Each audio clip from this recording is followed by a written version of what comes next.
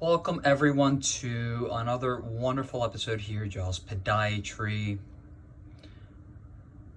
Just wanted to give everyone a case update on this young patient who 7 weeks ago we performed bilateral left and right correction, minimally invasive correction of the bunions, as well as bilateral left and right corrections of the hammer toes, second toes.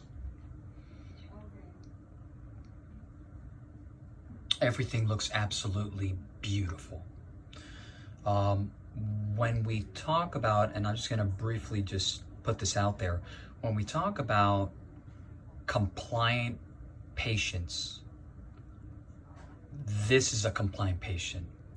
The patient has followed everything that we have recommended, and the outcomes speak for themselves.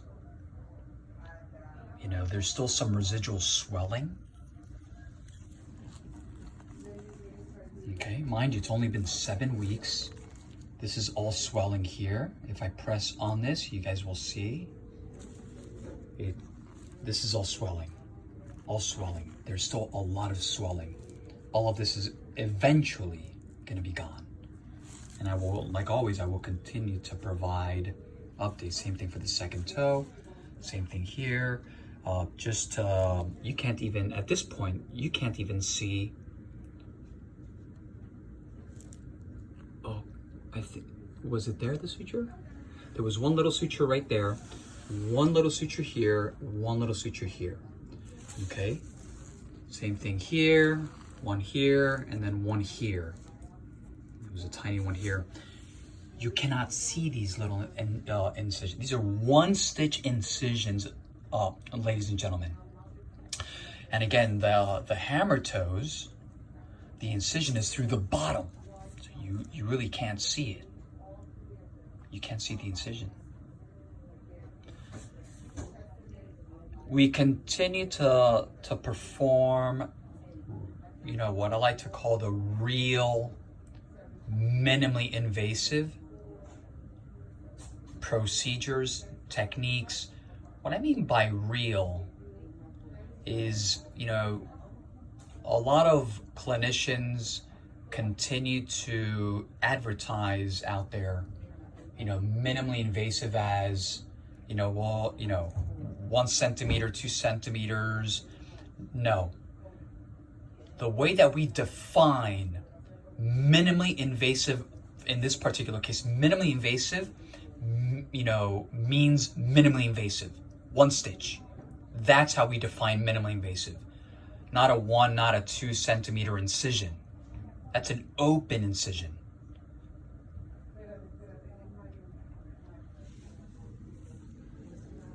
Absolutely beautiful.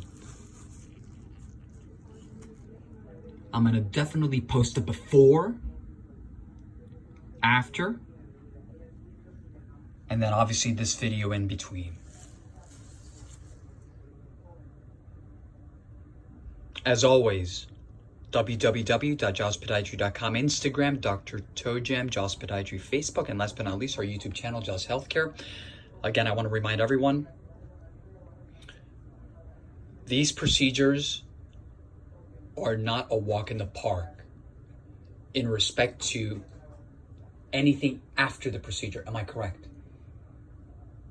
The recovery is not as fast as I thought it would be, but it has to be according to schedule to how long the bone heals. Go ahead.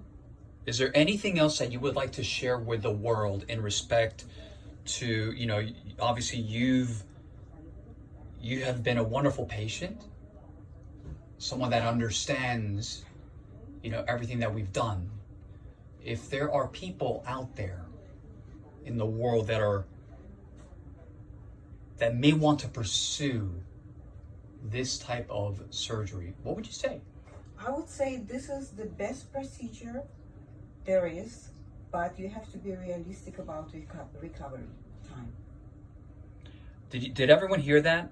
It's extremely important, just like what she just said is extremely important. It really is. I also might add that I'm a chiropractor and I've seen patients with regular surgeries, and I would never do it in the open traditional surgeries. I would never do it. You would have to kill me before I do such a procedure. So again, that's just another, one of the small little pros, right? When we talk about some of the pros in respect to this type of surgery, again, that's one of them. And the patient is already, in close, comfortable shoes. It will take time. As always, again, I'll sign off again. www.jospodiatry.com, Instagram, Dr. Tojan, Jos Podiatry, Facebook, and last but not least, our YouTube channel, Jos Healthcare. I wish everyone a wonderful weekend.